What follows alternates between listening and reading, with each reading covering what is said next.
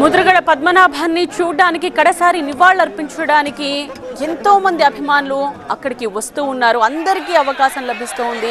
అందరూ వచ్చి చివరిసారిగా నివాళులర్పించి కడసారి ఆయనను చూసుకుని ముందుకు వెళుతూ ఉన్నారు. అయితే ముద్రగడ కూతురికి మాత్రం అవకాశం కష్టతరంగా మారింది. భద్రత నడుమ ముద్రగడ కూతురు క్రాంతి అక్కడికి చేరుకున్నప్పటికీ కూడా ముద్రగడ భార్య ఆమెను కనీసం భౌతికకాయాన్ని ముట్టుకోనివ్వలేదు. తన తండ్రికి నివాళులర్పించే అవకాశం కూడా ఇవ్వలేదు. ఆ భౌతికకాయం ముందే క్రాంతిని తిడుతూ అక్కడి నుంచి వెళ్ళిపోమని వాళ్ళందరూ ఒకవైపు నుంచి గట్టిగా అరుస్తూ ఉన్నారు. క్రాంతి కూడా అక్కడ ఏడుస్తూ అక్కడి నుంచి వెళ్ళిపోతున్న దృశ్యాల్ని మనం చూస్తూ ఉన్నాం. సో కొన్ని రోజులుగా కూతురుతో విభేదాలున్నాయి ముద్రగడ కుటుంబ సభ్యులందరికీ కూడా. పవన్ కళ్యాణ్కి మద్దతుతో తండ్రి కూతురు బంధంలో బీటలు వారే అప్పట్లో.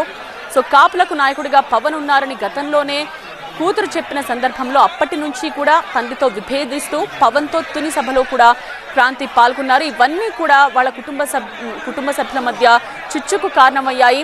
కానీ ఇలాంటి పరిస్థితుల్లో అందరూ ఒక్కటయ్యి కార్యక్రమాలు పూర్తి చేయాల్సిన ఇలాంటి పరిస్థితుల్లో కూడా వీరిలా గొడవ పడ్డంపై కొంత ఆందోళన వ్యక్తమవుతోంది.